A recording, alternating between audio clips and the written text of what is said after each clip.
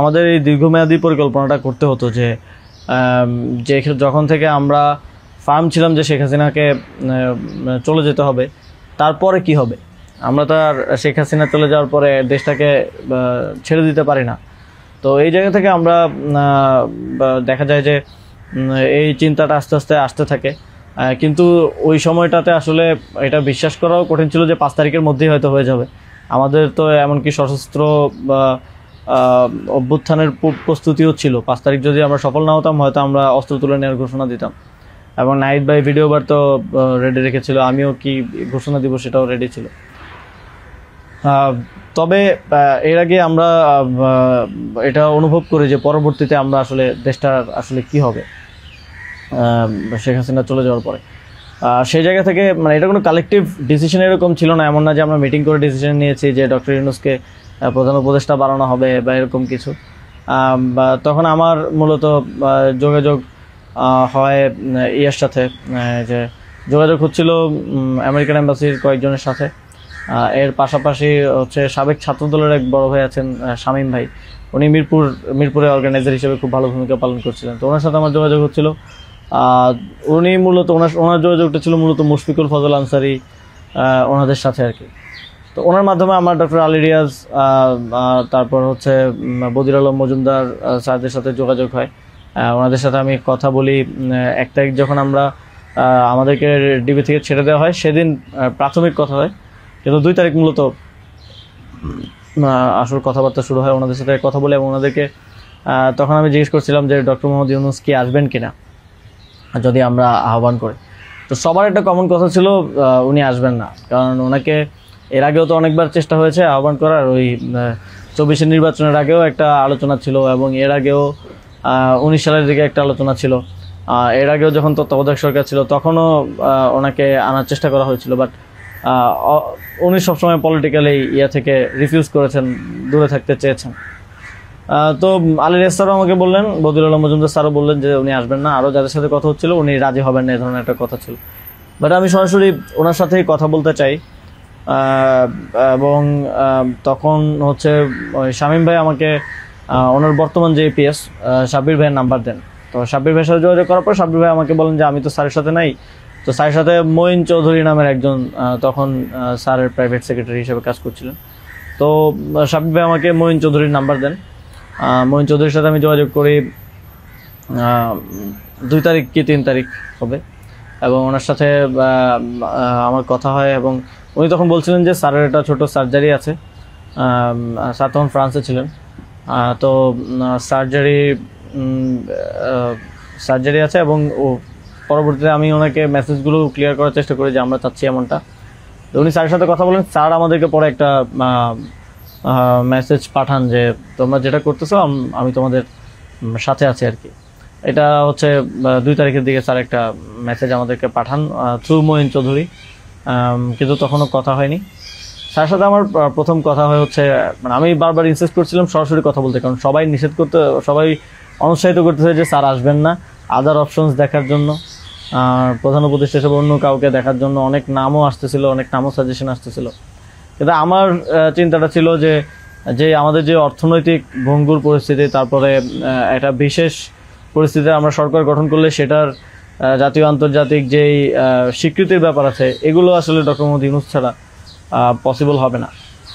তো সেই জায়গা থেকে আমি বারবার যোগাযোগ করার চেষ্টা করি। পরে মঈন চৌধুরী স্যারের সাথে আমাকে কথা বলিয়ে দেন। সম্ভবত ওনার নাম্বার থেকেই প্রথম কথা বলা হয়। এবং স্যারকে আমি অ্যাপ্রোচ করার পরে স্যার আমাকে বললেন যে আমি হচ্ছে তোমরা অন্য কাউকে ভাবো। এটা সম্ভবত 3 তারিখ। স্যার বললেন যে, এবং স্যার কয়েকজনের নামও বললেন যে তোমরা ওনাদেরকে ভাবতে পারো। এর মধ্যে 2-1 জন আমাদের উপদেষ্টা পরিষদেও আছে এখন। স্যার বললেন যে আমার লাইফটা তো ডিফারেন্ট, আমি ওইখান থেকে আসবো কিনা। এবং উনি বলেন যে তাহলে, আমি যখন বললাম যে স্যার আপনাকে ছাড়া হবে না, আপনাকে আসতেই হবে, তখন উনি বললেন যে আমি ভেবে দেখি, তোমরাও ভাবো, যদি আদার কোনো বেটার অপশন পাওয়া যায় তাহলে তোমরা ভাবো, আর আমিও ভেবে তোমাদেরকে জানাবো। তো 3 তারিখ তো অনেক কিছু আনসার্টেন ছিল। এক দফা শুধু ঘোষণা হয়েছে, কবে পতন হবে, কবে আসবে, এটা আনসার্টেন ছিল। আমার মনে হয় এটাও ডিসিশন নেওয়ার ক্ষেত্রে একটা বাধা ছিল সে সময়। কিন্তু আমি যথেষ্ট, আমার মনে হচ্ছিল যে উনি ডিনাই করলেও he is to some extent positive, যেটা বাকিদের থেকে আসতেছে যে একেবারেই আসবে না এরকম। আসিফ স্যারও বলতেছিল যে আসবে না স্যার, রাজি হবে না।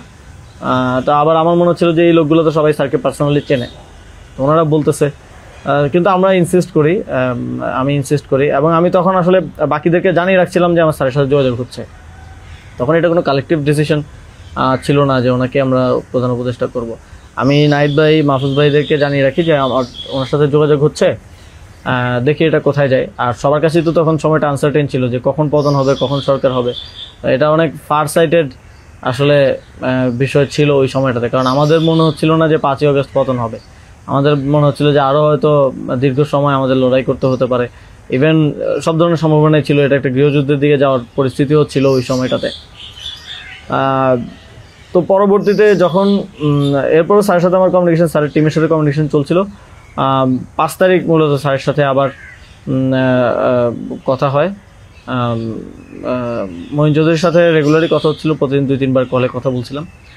5 তারিখ স্যার যখন সার্জারিতে ঢুকবেন, ঢোকার আগে হচ্ছে কথা হয়, যখন শেখ হাসিনা পালিয়ে গেল সন্ধ্যায় আমরা চ্যানেল 24-এর অফিসে। তখন আমি স্যারের সাথে কথা বলতে চাই যে এখন তো পতন হয়ে গেছে, এখন একটা ডিসিশনে আসতে হবে। তো তখন মঈন ভাই স্যারের সাথে আমাদেরকে কলে যুক্ত করেন। তো চ্যানেল 24 অফিসেই নাহিদ ভাই আর আমি আমার ফোন থেকে লাউডস্পিকারে স্যারের সাথে কথা বলি। তো স্যারকে আমরা বলি যে স্যার এখন একটা ডিসিশন আসতে হবে, আর স্যারও সার্জারিতে চলে যাচ্ছিলেন তারপরে ডিসিশন দেওয়াটা। তো স্যার এক ধরনের তখন মনোসম্মতি দিলেন যে আমি আসবো। আর এর মাঝে তো 2 দিন স্যারও আলোচনা করেছেন বিভিন্ন পর্যায়ে, আমি আসবো, তবে বিস্তারিত কথা বলার আগে তোমরা কোথাও এটা অ্যানাউন্স করো না আর কি। তো এই আলোচনাটা হওয়ার পরে আমরা অনেকগুলো বিষয় ছিল ডিসকাস করার মতো। আলোচনাটা হওয়ার পরে আমরা চ্যানেল 24-এর অফিসে প্রেস ব্রিফিংটা করি সেদিন রাতে, এবং সরকারের রূপরেখাটা কী হবে সেখানে ঘোষণা করি, একটা অন্তর্বর্তীকালীন জাতীয় সরকার ঘোষণার কথা বলি। এছাড়াও আরও রূপরেখাগুলো বলি যে রাজনৈতিক অংশগ্রহণ, তারপর সিভিল সোসাইটি, তারপরে অভ্যুত্থানের নেতৃত্বের অংশগ্রহণ, এই পলিসিগুলো আমরা সেখানে ঘোষণা করি। স্যারের নামটা ঘোষণা করা হয়নি। সেদিন রাতে স্যারের সাথে আবার চূড়ান্ত কথা হয়, রাতের আনুমানিক 12:30 থেকে 2টা-2:30 পর্যন্ত প্রায় 2 ঘন্টা স্যারের সাথে নাহিদ ভাই আর আমার কলে কথা হয়, এবং সেখানে আমরা বিস্তারিত বিভিন্ন বিষয়গুলো আলোচনা করি, এবং স্যারের কিছু কনসার্ন ছিল সেগুলো আমরা ডিসকাস করি যে এটা আবার 1-11 মতো একটা সরকার হবে কিনা, মানে আমরা ক্ষমতায় বসবো কিন্তু পেছন থেকে আর্মি আমাদেরকে চালাবে কিনা, অথবা অন্য কেউ আমাদেরকে ডিক্টেট করবে কিনা। স্যারের কনসার্ন ছিল এটা। স্যারের কনসার্ন ছিল যে আমি আসলে আমাকেই স্বাধীনতাটা দিতে হবে, আমি আসলে এটা আর্মি রান করবে কিংবা পেছন থেকে কেউ রান করবে এটা হলে আমি আসবো না। তো আমরা স্যারকে বলেছি যে আমাদের পজিশনে এটাই, যে গভর্নমেন্ট যদি আমরা ফর্ম করি, গভর্নমেন্ট স্বাধীনভাবে কাজ করতে হবে, এবং এখানে সেনাবাহিনী কিংবা অন্য কোনো অথরিটি যদি হস্তক্ষেপ করতে চায় সেক্ষেত্রে আমরা মাঠ থেকে সেটাকে চ্যালেঞ্জ করবো আর কি। তো এই ধরনের একটা নিশ্চয়তা স্যারকে আমরা দিই আমাদের এন্ড থেকে। তারপর এক ধরনের কথা হয় যে উপদেষ্টা পরিষদ কেমন হবে, স্যার আমাদেরকে বলেন যে তোমরা ঠিক করো, আর স্যার কিছু সাজেশন দেন। স্যারের টিম থেকে 6 তারিখ সম্ভবত প্রায় 5 তারিখ রাতেই 23-24টা নাম আসে আমার কাছে। তো ওই নামগুলোর সাথে আমরা যে নামগুলো ঠিক করি প্রায় কমন ছিল অনেকগুলো। তারপর আমরা একটা লিয়াজু কমিটি করা হয়, যারা হচ্ছে সকল রাজনৈতিক দলের সাথে আলোচনার ভিত্তিতে একটা উপদেষ্টা পরিষদ গঠন করবে। তো ওই লিয়াজু কমিটির আহ্বায়ক ছিল মাহফুজ ভাই। তো ওনারা কমিউনিকেশন শুরু করে দেয় জামাতের সাথে, বিএনপির সাথে, আরও যারা রাজনৈতিক দল আছে, সিভিল সোসাইটি আছে, তাদের সাথে যোগাযোগের মাধ্যমে সবার থেকে নাম প্রস্তাব আসতে থাকে। কিছু নাম ছিল কমন, আমাদের এখানেও কমন, যেমন কিছু মানুষজন, যেমন সালাউদ্দিন আহমেদ স্যার, উনি তো অর্থনীতিতে বাংলাদেশে মানে এই মুহূর্তে যদি আমরা চিন্তা করি তাহলে ওয়ান অফ দ্য বেস্ট। তো ওনার নামটা সব দিক থেকে আসে। তো এরকম কিছু কমন নাম আসে, আবার কিছু নাম দেখা যায় আমরা ইনক্লুড করি বা কোনো এক পক্ষ থেকে আসে কিন্তু অন্য পক্ষ এটাকে আবার রিফিউজ করে। বিএনপির কিছু নামের ব্যাপারে আপত্তি ছিল, তাদেরকে পরে নেওয়া হয়নি। তো এভাবে একটা মোটামুটি সবার সাথে কনসালটেশনের ভিত্তিতে একটা উপদেষ্টা তালিকা করা হয়, এবং যেদিন স্যার ল্যান্ড করে বাংলাদেশে আসেন 8 তারিখ দুপুরে, আর্মি থেকেও কিছু নাম প্রস্তাব করা হয়। কিন্তু আমরা একটু প্রায় 5-6টা নাম আমরা একটু ঘেটে দেখলাম যে এই লোকগুলো ওইভাবে সর্বজন গ্রহণযোগ্য না। এবং আরেকটা সমস্যা হচ্ছে তাদের অনেকেরই হয় না যে সফট আওয়ামী লীগ অ্যান্ড আওয়ামী লীগের সিভিল সোসাইটি হিসেবে পরিচিত, অথবা তাদের ব্যাকগ্রাউন্ডটা একজন আর্মি অফিসিয়ালসের নাম ছিল সেখানে, এক্স আর্মি অফিসিয়ালস। তার ব্যাকগ্রাউন্ড আমরা দেখি যে তিনি ইন্ডিয়ায় তিনি 4 বছর ছিলেন এবং 4 বছরে তিনি কয়েকটা কোর্স করেছেন সেখানে। সো আবার ওনার ব্যাপারে জনমত হচ্ছে র কানেক্টিভিটি আছে, তো ওই নামগুলো আমরা কেটে দেই এবং সেখানে আর্মি কিছুটা নাকশ হয় যে এই নামগুলো কেটে দেওয়ার পরে। এবং ওই স্যারের সামনে রেখেই, কারণ স্যার ওই যখন ভিভিআইপি লাউঞ্জে স্যার ছিলেন এয়ারপোর্টে, তো স্যারের সামনে রেখে আমি আর আসিফ স্যার নামগুলো কেটে দিই যে এই নামগুলো তো আমরা দেই নাই। সেখানে আর্মি চিফও ছিলেন। তো আমাদের ইয়েটা ছিল এটাই যে আগের রাতে আমরা যেটা কথা বললাম যে এই উপদেষ্টা পরিষদে যদি আর্মির লোকজনই বেশি থাকে তাহলে তো এটা দিন শেষে আর্মি ব্যাগড আবার 111 টাইপ গভর্নমেন্টই হচ্ছে। সেই জায়গা থেকে আমরা এই নামগুলো নিতে চাইনি। তবে সেখানে আমরা যুক্তি দিয়েছি যে কারণ সবার প্রোফাইলটা যখন আমরা একটু ঘাটাঘাটি করেছি দেখেছি সবারই কোনো না কোনো প্রবলেমেটিক এলিমেন্ট সেখানে আছে। হয় তার র কানেক্টিভিটি হিসেবে জনমত আছে, মানুষের মধ্যে গুঞ্জন আছে, অথবা তার আওয়ামী লীগের সিভিল সোসাইটি হিসেবে পরিচিতি আছে। তো এই ধরনের একটা বিষয় ছিল ওই 5-6টা নামের মধ্যে, যে কারণে আমরা সবগুলো নামই প্রায় কেটে দিই। শুধু একটা নাম আমরা রেখেছিলাম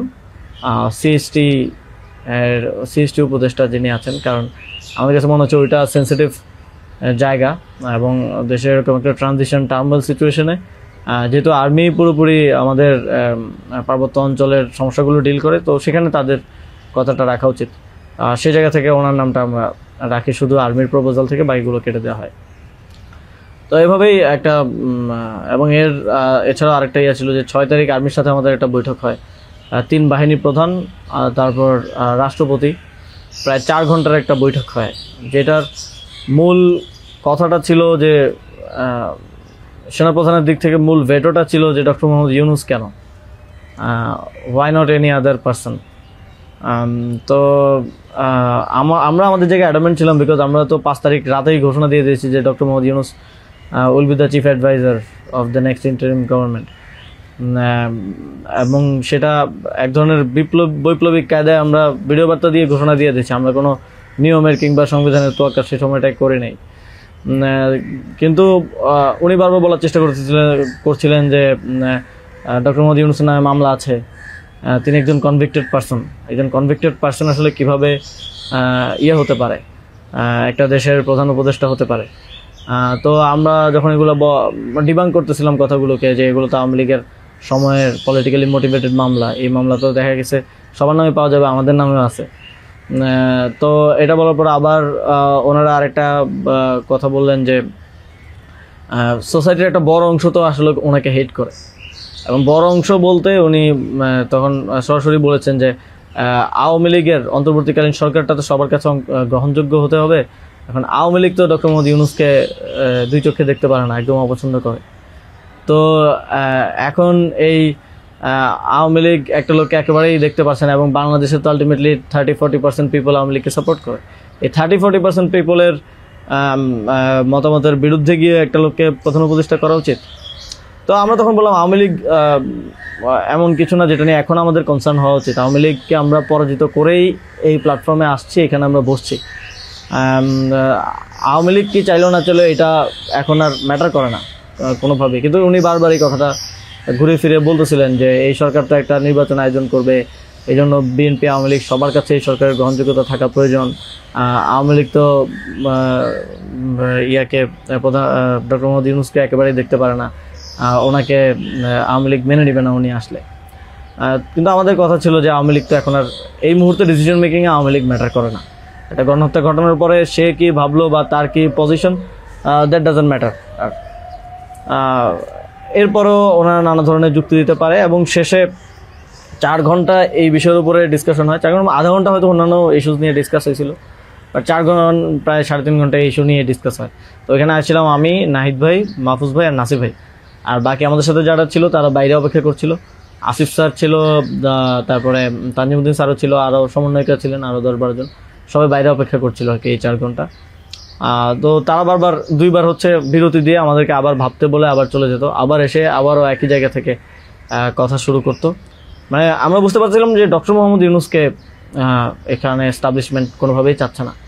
আর আমাদের কথা ছিল আমরা ঘোষণা দিয়ে দিছি এবং আমরা এক ধরনের হুমকি সুরে সেখানে বলি যে যদি এটা রাষ্ট্রীয়ভাবে না হয়, যদি রাষ্ট্রপতি ঘোষণা না দেয় ডক্টর মোহাম্মদ ইউনূসকে প্রধান উপদেষ্টা হিসেবে, তাহলেও আমাদের কিছু যায় আসে না, কারণ আমরা অলরেডি ঘোষণা দিয়ে দিয়েছি।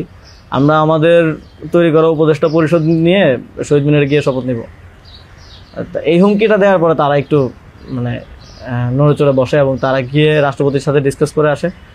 এবং সেনাপ্রধান লাস্ট আমার মনে পড়ে আমাদেরকে বলেছিল যে আমি বুকে পাথর চাপা দিয়ে এই সিদ্ধান্তটা মেনে নিচ্ছি। এবং তো আমাদের জায়গাটা ছিল খুবই রিজেক্ট যে ডক্টর মোহাম্মদ ইউনূসকে না আনতে পারলে এখানে একটা শক্ত সরকার গঠন করা পসিবল হবে না। এবং আর্মির যেই মোটিভেশন ছিল এটা আবার ১/১১-র মতো একটা সরকার গঠন করার তাদের মোটিভেশন ছিল। যখন তারা নামগুলো দেয় ৬টা-৭টা উপদেষ্টার নাম দেয় তখন এটা বোঝা যায় এবং ডিকটেট করার এক ধরনের। তো আমরা যদি এখানে অন্য কাউকে নেই যার পার্সোনালিটি এত স্ট্রং না, তাহলে আলটিমেটলি আমরা আসলে অন্য কারো দ্বারাই পরিচালিত হব, ড্রিভেন হব। এই সরকারটা আত্মনির্ভরশীল একটা স্বতন্ত্র সরকার হতে পারবে না। তো তারপর তো ঘোষণা দেয়, রাষ্ট্রপতি ঘোষণা দেয় ডক্টর মোহাম্মদ ইউনূসকে প্রধান উপদেষ্টা হিসেবে ৬ তারিখই, এবং ৮ তারিখ হচ্ছে পরবর্তী উপদেষ্টা পরিষদটা গঠিত হয়। ৮ তারিখ শপথ অনুষ্ঠানটা হয়। স্যার যখন সার্জারি শেষ করে দেশে আসেন তারপর ওই দিন সন্ধ্যায় সরকারটা গঠিত হয়।